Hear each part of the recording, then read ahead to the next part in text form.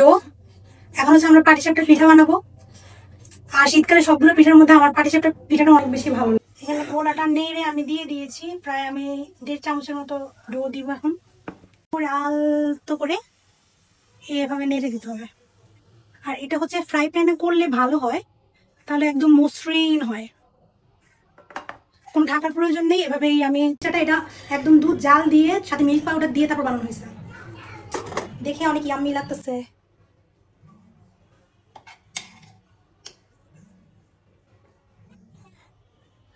এই খিরসাটা হচ্ছে যত বেশি খাঁটি দুধ ইউজ করবেন তত বেশি মজা হয়। অনেকে আবার ক্ষীর সাথে সুজি দেয়, ওভাবে দিলে কিন্তু মজা লাগে না। এই যে খুব আলতো করে, আর দেখেন উপরের পাটটা কত মসৃণ হয়েছে। এখানে কিন্তু আমি কোনো তেল বা কিছু ইউজ করিনি। এই যে আমি আপনাদের একটা ভেঙে দেখাচ্ছি। উপরের পাটটা দেখেন কত মসৃণ আর সফট হয়েছে, আর ভেতরে একদম পুরে ভরপুর।